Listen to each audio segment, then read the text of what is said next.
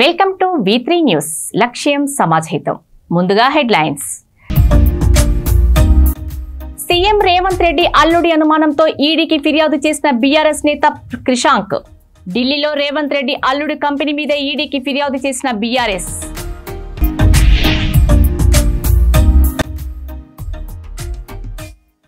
Relay నిరాహార దీక్షలు చేపట్టిన వికలాంగులు.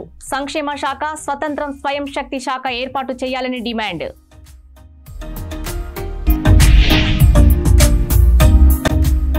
గ్రాడ్యుయేట్ ఎమ్మెల్సీ ఎన్నికల్లో స్వతంత్ర అభ్యర్థిగా పోటీ చేయనున్న మంతెన రవిరాజు.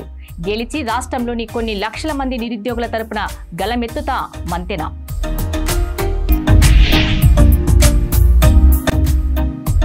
పెద్ద చెరువు ముంపు బాధితుల ఫిర్యాదుతో చెరువును పరిశీలించిన హైడ్రా కమిషనర్. షమ్మునికుంట చెరువు FTLలో నిర్మాణాలను పరిశీలించి చర్యలు తీసుకుంటాం కమిషనర్ రంగనాథ్. ఇక డీటెయిల్స్ చూస్తే, కొడంగల్ నియోజకవర్గంలో రైతుల భూములను అక్రమంగా లాక్కుంటూ ఫార్మా కంపెనీకి అక్కడకు తీసుకొచ్చే ప్రయత్నంలో వందల కోట్లు చేతులు మారినట్లు అనుమానంగా ఉందని బీఆర్ఎస్ నేత మన్నె క్రిషాంక్ పేర్కొన్నారు. ఫార్మా కంపెనీ ఏర్పాటులో జరుగుతున్న అక్రమాలను నిగ్గు తేల్చాలని ఢిల్లీలోని ఎన్ఫోర్స్మెంట్ డైరెక్టరేట్ కార్యాలయంలో ఆయన ఫిర్యాదు చేశారు. అనంతరం క్రిషాంక్ మాట్లాడుతూ, కొడంగల్ నియోజకవర్గంలో రైతుల భూములు తీసుకుని మార్క్స్పిన్ ఫార్మా కంపెనీకి కట్టబెట్టాలని ముఖ్యమంత్రి రేవంత్ రెడ్డి నిర్ణయించారని, ఆ ఫార్మా కంపెనీలో ముఖ్యమంత్రి రేవంత్ రెడ్డి అల్లుడైన కొలుగూరి సత్యనారాయణ రెడ్డికి 16 లక్షల షేర్లు ఉన్నట్లు తెలిపారు. కొడంగల్లో నిర్మించబోయే ఫార్మా విలేజ్ లో మ్యాక్స్బిన్ ఫార్మా కంపెనీ ఏర్పాటు పేరుతో కొన్ని కోట్ల రూపాయల నిధులు దారి మళ్లించినట్లు అనుమానంగా ఉందని పేర్కొన్నారు. అందుకనే ఈడీకి ఫిర్యాదు చేసినట్లు చెప్పారు. కొడంగల్ నియోజకవర్గంలో రైతుల భూములను తీసుకొని మ్యాక్స్బియన్ ఫార్మాకి కట్టబెట్టాలని ముఖ్యమంత్రి గారు నిర్ణయించారు.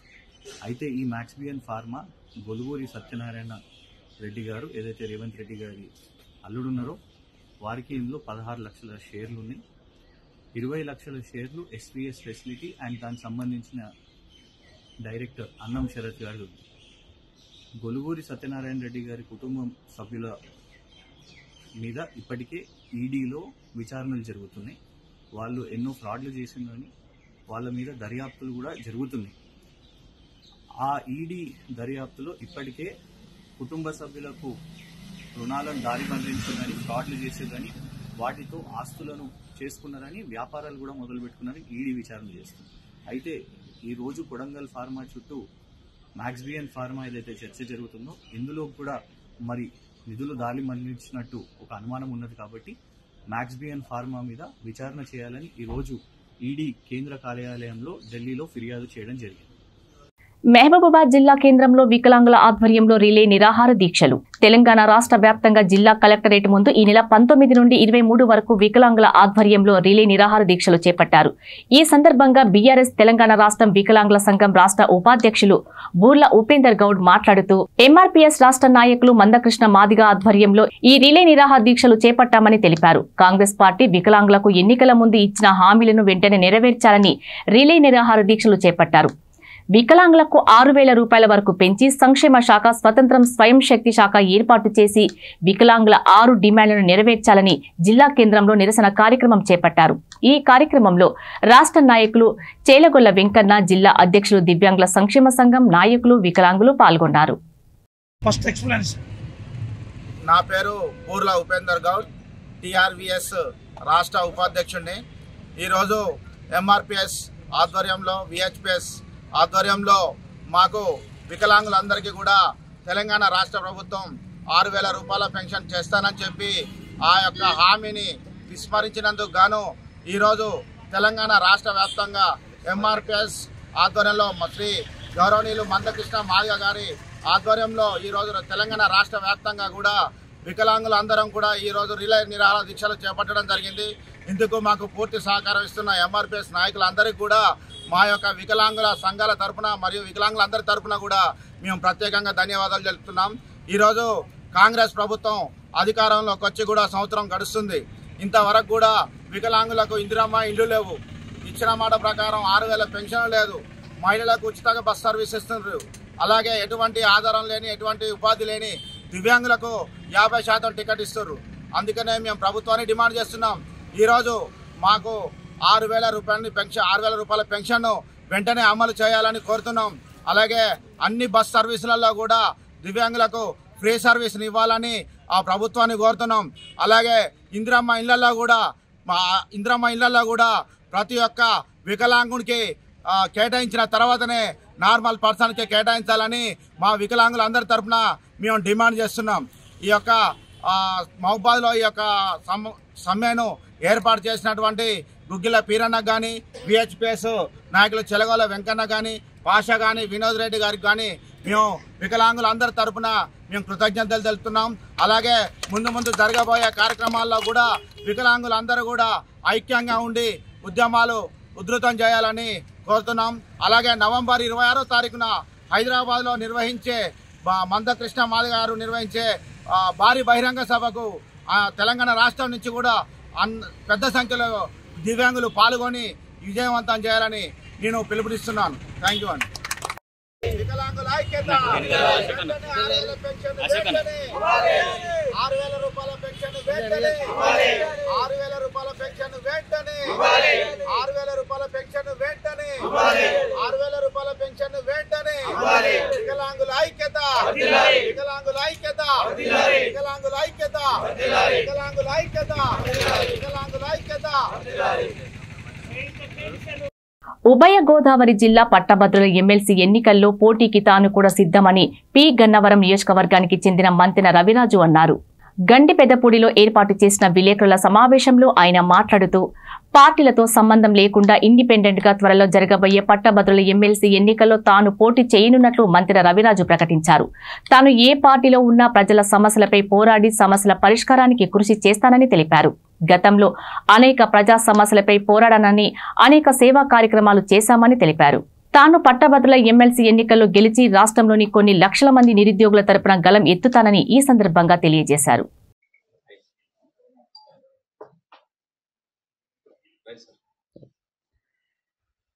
ఈరోజు ఉభయ గోదావరి జిల్లాలో గ్రాడ్యుయేట్స్ ఎన్నికలు నోటిఫికేషన్ కూడా త్వరలో ఇస్తున్నారు. ప్రజెంట్ ఓట్ల నమోదు కార్యక్రమం జరుగుతుంది. ఇప్పటివరకు ఎప్పుడు కూడా నేను ఏ పార్టీ తరఫున కానీ గత ప్రభుత్వంలో కానీ ఎప్పుడు కూడా దేనికి కూడా పోటీకి అంటూ ముందుకు రాలేదు. వెనకాల ఉండే నడిపాం. ఈరోజు గ్రాడ్యుయేట్స్ ఎన్నికలకు ఉభయ గోదావరి జిల్లా దానికి నేను పోటీకి రెడీ అయ్యి మీ అందరి సమక్షంలో వేళ ఒక ప్రెస్ మీట్ ఏర్పాటు చేయడం జరిగింది. నాకు పార్టీలతోటి సంబంధం లేదు. నేను ఒక ఇండిపెండెంట్ అభ్యర్థిగానే పోటీ చేస్తున్నాను. నేను నా దృష్టికి వచ్చిన ప్రతి సమస్య కూడా గ్రాడ్యుయేట్స్ అవ్వచ్చు, చాలా నిరుద్యోగులు చాలామంది ఉన్నారు మన రాష్ట్రంలో. వాళ్ళందరి తరపున కూడా నేను పోరాడి వాళ్ళకి ఏ కష్టం వచ్చినా ఏది వచ్చినా నేను ముందుండి నిలబడి చేసి తీరుతాను. గతంలో చాలామంది రకరకాలు చెప్పుకుంటారు. ఎవరు కూడా నేను అలాంటి మాటలు చెప్పను. మీ అందరికీ తెలుసు, చెప్పిందే నేను చేస్తాను, చేయలేనిది అవుతే నేను చెప్పను అసలు. అలాగే కొన్ని కార్యక్రమాలు ఉన్నాయి, మీరు కూడా చూసారు. గతంలో కూడా నేను ఫ్లడ్స్ వచ్చినప్పుడు నేను ఏ రకంగా కష్టపడ్డాను, ఎంతమందికి రోజు అన్నదానం చేసామో తెలుసు. అలా కరోనా కష్టకాలంలో కూడా ఎంతమందిని ఆదుకున్నాం. దాదాపు 300 మంది 400 మంది హాస్పిటల్లో జాయిన్ చేసి ఏ ఒక్క కూడా చిన్న ఇబ్బంది కూడా కలెక్టింగ్గా చేసాం ఆ రోజున కూడా. అందుకే అలాగే ప్రతి కార్యక్రమం కూడా ఎవరికి ఒంట్లో బాగోవాలని నా శాతం సాయం చేయడం. స్కూల్స్లో విద్యార్థులు కూడా 1st, 2nd, 3rd వచ్చిన వాళ్ళకి 10th క్లాస్ ప్రతి ఇయర్ కూడా ఒక రకంగా చేస్తున్నాం. ఇదే కదా, ఎవరికి చిన్న ఆపద వచ్చినా వెంటనే మనం వెళ్ళి ఇచ్చేస్తాం. అదే రకంగా ఇక్కడి నుంచి కూడా అదే కార్యక్రమం చేస్తాను. డిఎస్సి కూడా గత ప్రభుత్వం ఇప్పుడు నోటిఫికేషన్ ఇచ్చి వాళ్ళందరూ కూడా తీసుకునేలా మనం ప్రయత్నం చేసి అసెంబ్లీలో దేంట్లో కూడా గట్టిగా పోరాడతాం. వీళ్ళ గురించి ఏ రకంగా పోరాడి వాళ్ళ కష్టకాలం నిలబడి బాధ్యత నేను తీసుకుంటాను. సంగారెడ్డి జిల్లా అమీన్పూర్ మున్సిపాలిటీ పరిధిలోని వెంకటరమణ కాలనీలో ఏర్పాటు చేసిన మీడియా సమావేశంలో హైడ్రా కమిషనర్ రంగనాథ్ మాట్లాడారు.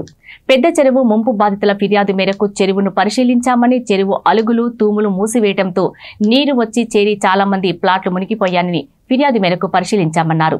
ప్రభుత్వంతో చర్చలు జరిపి ప్రత్యేక టీం ఏర్పాటు చేస్తామన్నారు. పద్మావతి నగర్ కాలనీలో మాజీ ఎమ్మెల్యే రామ్ భూపాల్ రెడ్డి కబ్జాపై ఫిర్యాదు వచ్చిందని సర్వే చేయించి న్యాయం జరిగేలా చూస్తామన్నారు. ఇదే కాలనీకి ఆనుకొని ఉన్న హెచ్ఎంటీ స్వర్ణపురి కాలనీలో పార్కు కబ్జా అయినట్లు తెలిసిందన్నారు. శంభునికుంట చెరువు 2 భాగాలుగా విభజించబడిందని, ఎఫ్టీఎల్లో భవనాలు నిర్మించారని, వీటిపై ఎన్జీటీలో కేసులున్నాయని, వీటిపై కూలంకషంగా పరిశీలించి చర్యలు తీసుకుంటామని కమిషనర్ రంగనాథ్ తెలిపారు. నాగారం వైపు యాక్ట్ చేశాము అండ్ కొన్ని చోట్ల ఇప్పుడు కుక్కట్పల్లి వైపు వస్తున్నాయి. ఇక్కడ ఇక్కడ కొంచెం ఓపెన్ స్పేస్ ఎక్కువ ఉంది. ఇక్కడ కాస్త ఎక్కువ ఇష్యూస్ ఇటు నుంచి వస్తున్నాయి. బట్ డెఫినెట్గా అన్ని చోట్ల నుంచి కూడా వస్తున్నాయి. బట్ మా ప్రధానమైనది ఏంటంటే ఈ రిట్రీవల్ దీంతో పాటు చెరువుల పునరుద్ధరణ అనేది మా మెయిన్ ప్రధానమైన ఎజెండా ఇప్పుడు తీసుకున్నాం. సో నిన్న మీరు చూసుంటారు, లేక్స్ రివైవ్ చేయడానికి అది ముందు చాలా ఫస్ట్ ఫోకస్గా దాని మీద పోతున్నాము. లేక్స్ రివైవల్, నెక్స్ట్ దాంతోపాటు ఈ పార్కులు ఇట్లా ఇవన్నీ కూడా రివైవల్, రోడ్స్ కూడా ఏమైనా ఉంటాయి కనుక ఆక్రమిత అయితే కనుక వాటిని కూడా తీసుకుంటాం. ప్రధానంగా అసోసియేషన్స్ అక్కడ స్థానికంగా ఎక్కువ మంది ఇబ్బంది పడుతుంటే కనుక ఆ సమస్యల్ని ముందు ప్రయారిటీలో తీసుకొని చేస్తాం. నిర్ధారించిన తర్వాత కూల్చివేతలు అనేది విధ్వంసం చేశారనేది కూడా ప్రజల నుంచి వచ్చే ఆరోపణ. ఇంకోటి వాళ్ళ రెవెన్యూ వాళ్ళు మున్సిపాలిటీ మీరు ఇన్వాల్వ్ రెవెన్యూ మున్సిపాలిటీస్ అనేది ముందు మేము ఎంక్వైరీ చేసుకున్నాం కదా. రెవెన్యూ వాళ్ళు వచ్చారా, ఎందుకంటే వాళ్ళ వైపు నుంచి వాళ్ళు ఏమైనా పనులు ఉండొచ్చామో, కానీ వాళ్ళు వచ్చినా రాకుండా కానీ ఎంక్వైరీ జరుగుతుంది. హైదరాబాద్ ఎంక్వైరీ చేసేటప్పుడు రేపు తప్పకుండా అందరూ భాగస్వాములు అవుతారు. నల్లు వచ్చారు, భాగస్వాములు అవుతారు. డెఫినెట్గా అందరం కలిసి సమిష్టిగా చేస్తాం. ఎందుకంటే ఇది పార్క్ అనేది ప్రభుత్వం, అంటే ఒక అందర్ ల్యాండ్, అట్లనే చెరువు అనేది అందరి సమస్య అది. సో ఇది ఇక్కడ ఏది కూడా వ్యక్తిగతంగా ఇది హైడ్రా సమస్య, లేకపోతే ఇరిగేషన్, లేకపోతే రెవెన్యూ, టౌన్ ప్లానింగ్ అలా ఉండదు. అందరి సమస్య కాబట్టి గవర్నమెంట్ సమస్య. గవర్నమెంట్ పబ్లిక్ ఇంట్రెస్ట్ని ప్రొటెక్ట్ చేస్తుంది. పబ్లిక్ ఇంట్రెస్ట్ అంటే ప్రజలందరి ఇంట్రెస్ట్ని ప్రొటెక్ట్ చేసేటట్టు చేస్తాం. అధికారులు చర్యలు ఇరిగేషన్ ఇట్లా నిర్దిష్టంగా ఉన్నాయి. తప్పకుండా వాళ్ళ మీద రేపు మాకు ఏదైతే ఎంక్వైరీస్లో ఎక్కడ వస్తాయి కనుక ప్రభుత్వానికి మేము కూల్చివేతల మీద ప్రజలు హర్షం వ్యక్తం చేస్తున్నారు, కానీ అధికారుల మీద చర్యలు తీసుకోవట్లేదు. తప్పకుండా ఉంటాయండి. రేపు ఒకవేళ కనుక రేపు ఎంక్వైరీలో ప్రూవ్ అయితే కనుక ఆటోమేటిక్గా ఎవరైతే అధికారులు ఉంటారో వాడి మీద తప్పకుండా మీరు హైదరాబాద్లో కూల్చివేతలు షురూ అని చెప్పాలా, మీరే రాశారు మళ్ళీ.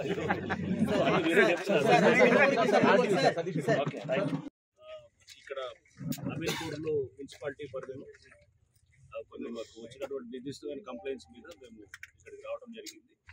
సో మా టీంతో పాటు ఇతర విభాగాలు, ఇరిగేషన్, ఇంకా ఇతర డిపార్ట్మెంట్స్ వాళ్ళని కూడా మేము విజిట్లో వాళ్ళని కూడా భాగస్వామ్యం చేసి మేము ఇక్కడ ఫీల్డ్ ఎంక్వైరీ కోసం రావడం జరిగింది. సో దాంట్లో ప్రధానంగా ఈ అమీన్పూర్ పెద్ద చెరువు దాని యొక్క ఎక్స్టెంట్ గురించి కూడా అక్కడ స్థానికంగా చాలామంది వాళ్ళ కంప్లైంట్స్ ఉన్నాయి. సో ఆ చెరువు విస్తీర్ణం యాక్చువల్గా లేక్ మెమోయర్స్ ప్రకారం, ఒరిజినల్ రికార్డ్స్ ప్రకారం వారు చెప్పడం దానిపై అరౌండ్ 90-95 ఏకర్స్ ఉన్నాయని అంటున్నారు. బట్ ఇప్పుడు ప్రస్తుత విస్తీర్ణత వచ్చేసి దాని దాదాపు 400 ఏకర్స్ వస్తూ ఉన్నాయి. సో దాంట్లో అక్కడ కొంత ఇది వేర్లు అంటే అలుగులు మూసివేయటం, లేదా స్లూయిస్లు మూసివేయటం, ఇవన్నీ దానివల్ల చెరువు విస్తీర్ణత పెరిగి చాలామంది లేఅవుట్స్, వేలాది మంది వాళ్ళ యొక్క లేఅవుట్ ఏదైతే ప్లాట్లు ఉన్నాయో అవన్నీ కూడా అవి మునిగిపోయినాయి అనేది వాళ్ళ కంప్లైంట్. సో దాని మీద తప్పకుండా మేము ఒక టెక్నికల్ బృందాన్ని కూడా దాన్ని ఎంక్వైరీ చేసి తర్వాత ప్రభుత్వంతో డిస్కస్ చేసి దాని మీద డెఫినెట్గా ఒక నిర్దిష్ట టైం లోపల మేము ఒక 2-3 మంత్స్ లోపల దాన్ని ఖచ్చితంగా దాని మీద ఏదో ఒక దీన్ని రిజల్ట్ తోటి వస్తాము. అండ్ సెకండ్ ఇష్యూ వచ్చేసి తర్వాత ఇక్కడ చూసింది కదా, ఇక్కడ పద్మావతి కాలనీ లేఅవుట్ వారికి సంబంధించిన ఇష్యూ. అక్కడ కూడా కొన్ని కంప్లైంట్స్ ఉన్నాయి. అక్కడ ఎక్స్ఎమ్మెల్యే కాట్సాని రాంభూపాల్ రెడ్డి గారు వారు ఎంక్రోచ్ చేయాలనేటువంటి కంప్లైంట్స్ మీద కూడా అక్కడ కూడా మేము వెరిఫై చేయడం చేసాం. దానికి సంబంధించినటువంటి సర్వేయింగ్ కూడా జరిగింది.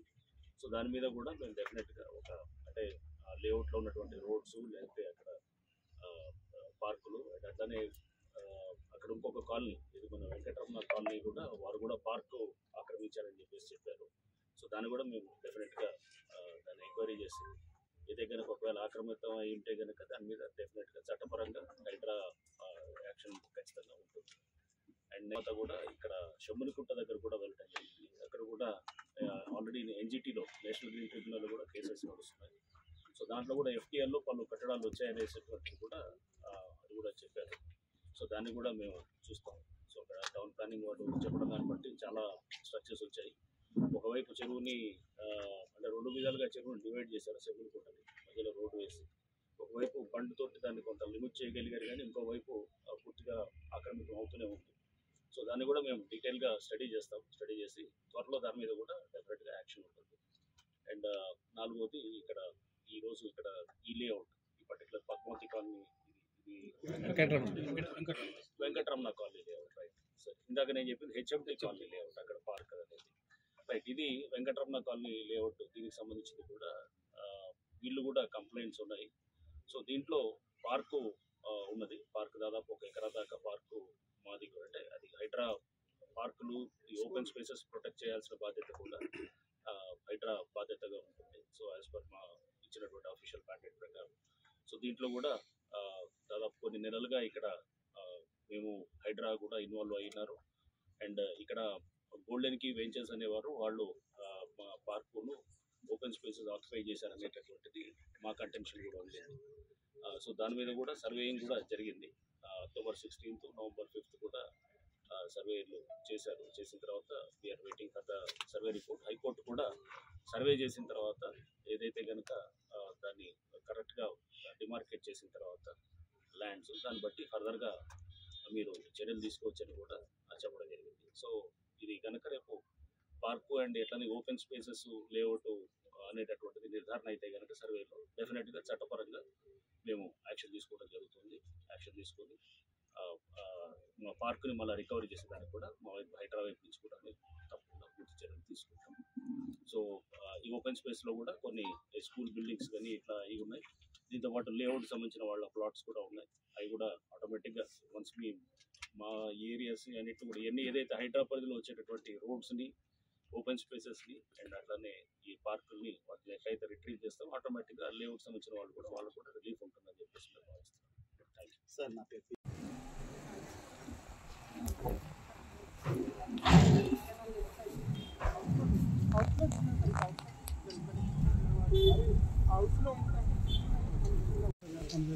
అంటే ఈ కాలనీ ప్రొటెక్ట్ చేయాలంటే అంటే కారణం ఏంటంటే సార్ అందులోకి వెళ్ళి మా రోడ్లలోకి వెళ్ళి పెద్ద పెద్ద టిప్పలు తీసుకొచ్చుకుని రాత్రి వీళ్ళ దాని మీదనే ఇప్పుడు ఈ సర్వే జరిగింది.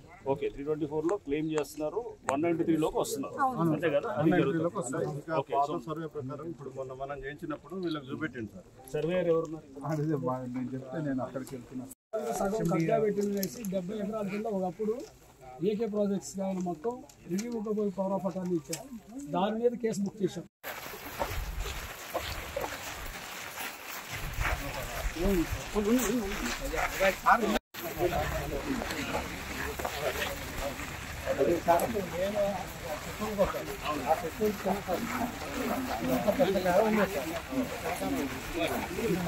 చెరువు నారా లేకపోతే చెరువు నిండు కుంటలాగా ఉంటుంది.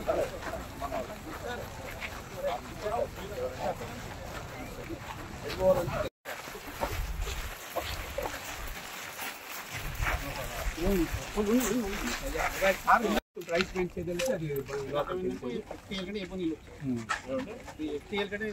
నీళ్ళు ఎక్కువ ఉన్నాయి. ఎలా వచ్చాయి?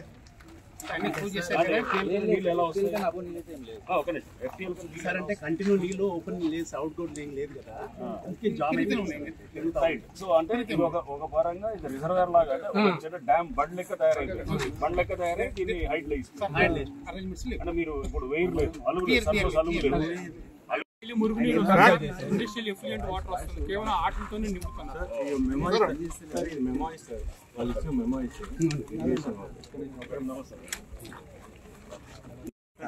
డిస్కస్ చేసి మీ దగ్గరకు వస్తాను, నేనే వస్తాను పర్సనల్ ఒకసారి రేపు వస్తాను.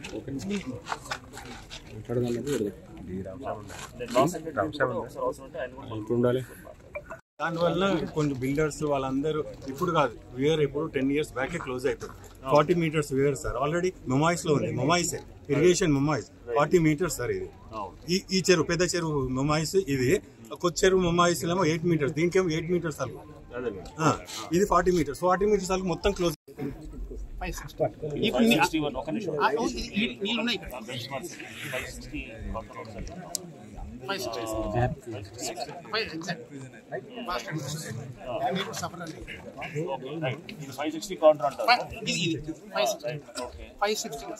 ఇప్పుడు నీళ్ళు ఇక్కడ అంటే బియాండ్ 560 కౌంటర్ దాటింది.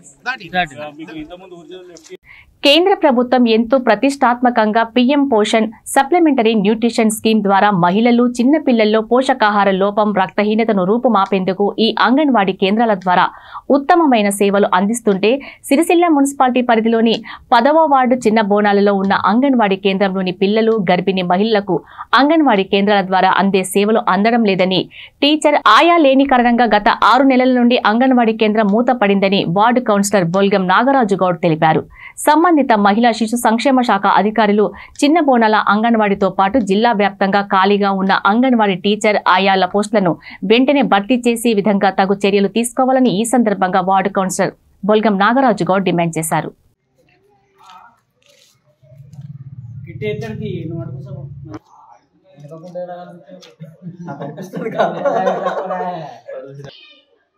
అంగన్వాడీ స్కూల్ వెంటనే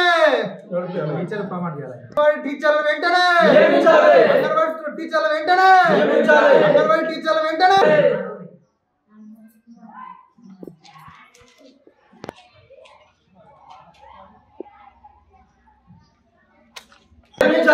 అంగన్వాడీ టీచర్లు వెంటనే అంగన్వాడీ టీచర్లు వెంటనే అంగన్వాడీ టీచర్లు వెంటనే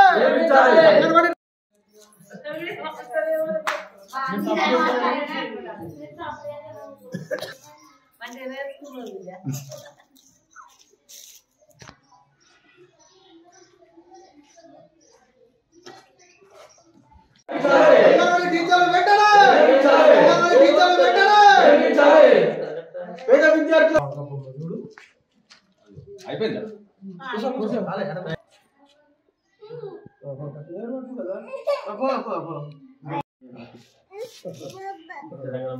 తెలంగాణ ముఖ్యమంత్రి వర్యులు శ్రీ ఏనుముల రేవంత్ రెడ్డి గారికి మరియు సిరిసిల్ల ఎమ్మెల్యే కేటీఆర్ గారికి మరియు మన యొక్క రాజన్న సిరిసిల్ల జిల్లా కలెక్టర్ గారికి మరియు శిశు సంక్షేమ శాఖ అధికారులకు అంగన్వాడీ అధికారులకు మరి తెలియజేయనిది ఏమనగా రాజన్న సిరిసిల్ల జిల్లాలో సిరిసిల్ల మున్సిపాలిటీ పరిధిలో 10వ వార్డు చిన్న బోనాల గ్రామంలో మరి దాదాపు 2 సంవత్సరాల నుంచి ఈ యొక్క స్కూల్కు టీచర్ లేక మరి ఆయా కూడా 6 నెలలు అవుతుంది దాదాపుగా ఆమె రిటైర్మెంట్ అయ్యి టీచరు 2 సంవత్సరాలు అవుతుంది రిటైర్మెంట్ అయ్యి మరి ఇక్కడ టీచరు కావాలని ఆయా కావాలని చాలాసార్లు మరి జిల్లా కలెక్టర్ గారికి మరి అధికారులకు చాలాసార్లు చెప్పడం జరిగింది.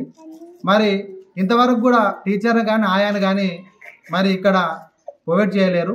అదేవిధంగా డిప్యుటేషన్ మీద పెద్దబోనాల నుంచి వెళ్ళి మరి వాళ్ళని ఒక టీచర్ని డిప్యుటేషన్ మీద పంపడం జరిగింది.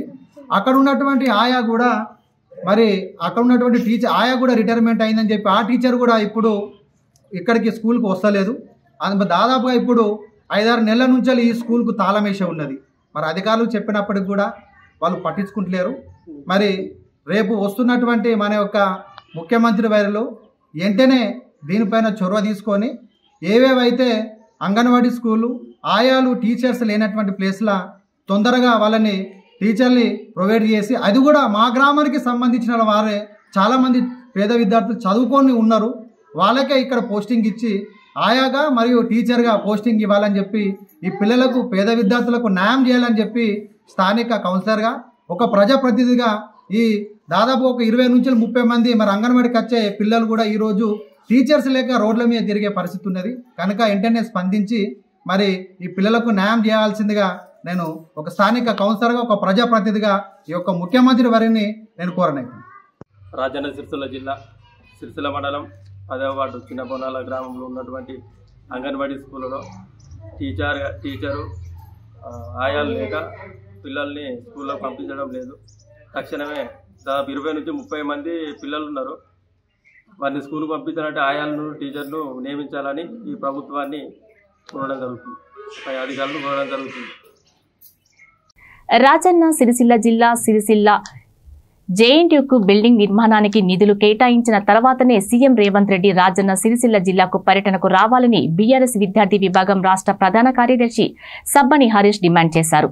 2023లో తంగలపల్లి మండలంలోని మండపల్లి వద్ద 20 ఎకరాలు బీఆర్ఎస్ ప్రభుత్వం కేటాయించడం జరిగిందని, కానీ కాంగ్రెస్ పార్టీ అధికారంలోకి వచ్చిన తర్వాత సంవత్సర కాలంలో కనీసం అక్కడ తట్టెడు మన్ను కూడా తీయలేదని విమర్శించారు. విద్యాశాఖ మంత్రి లేకుండా విద్యా వ్యవస్థలపై సమీక్ష జరపకుండా విద్యార్థుల జీవితాలతో చెలగాటమాడుతున్న రేవంత్ రెడ్డి రాజన్న సిరిసిల్ల జరిగిన పర్యటనను తీవ్రంగా వ్యతిరేకిస్తున్నామన్నారు. ముందుగా విద్యారంగ సమస్యలు పరిష్కరించి ఆ తర్వాత రాజన్న సిరిసిల్ల పర్యటన చేయాలని సబ్బని హరీష్ డిమాండ్ చేశారు.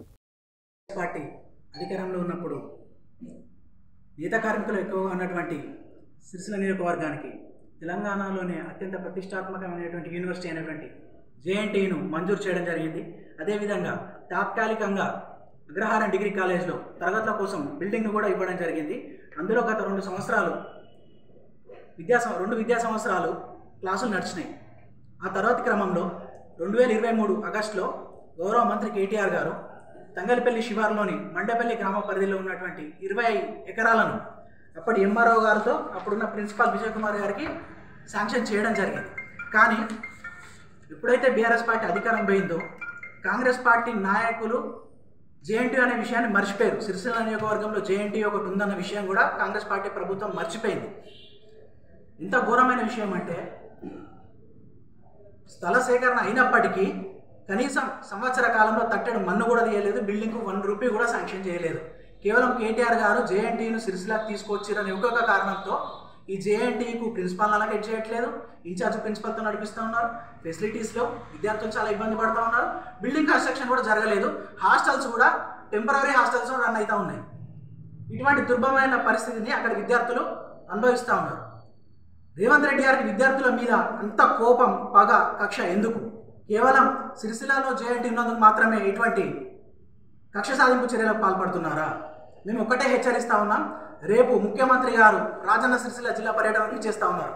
మీరు ముందు బిల్డింగ్ నిర్మాణానికి ఫండ్స్ రిలీజ్ చేసిన తర్వాతనే వేములవాడ పర్యటనకు రావాలి, లేకపోతే జేఎన్టీ విద్యార్థులతో కలిపి మేము ఈ పర్యటన అడ్డుకుంటామని చెప్పేసి హెచ్చరిస్తూ ఉన్నాం. అదేవిధంగా పోయిన సంవత్సరం 700 ఉన్నటువంటి స్ట్రెంత్ ఈ సంవత్సరం అందులో టెక్స్టైల్ ఇంజనీరింగ్ కోర్సు కూడా జాయిన్ చేయడం జరిగింది. అందులో భాగంగా చాలామంది విద్యార్థులు అందులో జాయిన్ అయ్యారు. ఈ సంవత్సరంతో కలిపి 1200 మంది స్ట్రెంత్ జేఎన్టీలో ఉన్నారు. వాళ్ళగా క్లాస్ రూములు సరిపోతలేవు, ఫ్యాకల్టీ సరిపోతలేదు. దానికోసం తాత్కాలికంగా జిల్లాల పరిధిలోని అగ్రికల్చర్ యూనివర్సిటీలో కొన్ని బ్లాక్లు ఇవ్వమని చెప్పేసి కూడా ప్రిన్సిపల్గా రిక్వైర్మెంట్ చేశారు. దానికి కూడా బీసీ పర్మిషన్ ఇవ్వట్లే. ఇటువంటి అనేక సమస్యలతో జేఎన్టీయూ సతమతం అవుతుంటే నిమ్మకు నీరెత్తినట్టు గత సంవత్సర కాలంలో ఒక్క విద్యారంగంపై ఒక్క సమీక్ష కూడా చేయకుండా, విద్యాశాఖ మంత్రిని కూడా లేకుండా విద్యార్థుల మీద కక్ష కట్టినట్టు వ్యవహరిస్తున్న రేవంత్ రెడ్డి గారికి మేము హెచ్చరిస్తూ ఉన్నాం. విద్యార్థుల జోలికి వస్తే చాలా తీవ్ర పరిణామాలు ఎదుర్కోవాల్సి ఉంటుంది. అది కాకుండా ఇల్లంతకుంట పరిధిలో ఉన్నటువంటి గురుకులంలో అదేవిధంగా ఎల్లారెడ్డిపేట విద్యార్థి ఒకరు పాము కాటుకు గురై చనిపోయారు, ఇంకొకరు ఫుడ్ పాయిజన్ వల్ల ఇబ్బంది పడ్డారు. ఇటువంటి ఎన్నో సంఘటనలు గురుకులాల్లో జరుగుతుంటే కూడా కనీసం ఇప్పటి వరకు విద్యారంగంపై సమీక్ష చేసిన దాఖలాలు లేవు. అదేవిధంగా కేసీఆర్ గారు ఎంతో ముందు చూపుతో తీసుకొస్తున్నటువంటి అల్పాహారం బ్రేక్ఫాస్ట్ స్కీమ్, ప్రభుత్వ పాఠశాలలో చదివేది ఎస్సీ, ఎస్టీ, బీసీ, మైనార్టీలు చదువుతారు. వాళ్ళకు అల్పాహారం స్కీమ్ను కూడా ఈయన ఎత్తేసే ప్రయత్నం చేసాడు. గురుకులాలను ఎత్తేసే ప్రయత్నం చేస్తూ ఉన్నాడు. ప్రభుత్వ విద్యారంగాన్ని నీరుగార్చే ప్రయత్నం చేస్తూ ఉన్నాడు. అదేవిధంగా మొన్నటికి మొన్న రాజన్న సిరిసిల్ల జిల్లా పరిధిలో ఉన్నటువంటి రీయింబర్స్మెంట్ రావట్లేదని చెప్పి ప్రైవేట్ జూనియర్ కాలేజీలు మరియు డిగ్రీ కాలేజీలు విద్యార్థులను మీరు ఫీజులు కట్టాలి, గవర్నమెంట్ మాకు డబ్బులు ఇచ్చే పరిస్థితి లేదు, మీరు ఫీజులు కడితేనే మేము క్లాసులు చెప్తాం, లేకపోతే లేదని చెప్తే విద్యార్థులు క్లాసులు బైకాట్ చేసినటువంటి పరిస్థితి. ఇటువంటి అనేక విద్యారంగ సమస్యలు ఉంటుంటే నిమ్మకు నీరెత్తినట్టు ప్రవర్తిస్తున్న రేవంత్ రెడ్డి గారిని మేము హెచ్చరిస్తూ ఉన్నాం. మీరు విద్యారంగ సమస్యలు రాజన్న సిరిసిల్ల జిల్లాకు ఏవైతున్నాయో అవన్నీ మీరు శాంక్షన్ చేసిన తర్వాతనే మీరు పర్యటనకు రావాలి, లేకపోతే మేము విద్యార్థి లోకం తరఫున అడ్డుకుంటామని చెప్పి హెచ్చరిస్తా ఉన్నాం.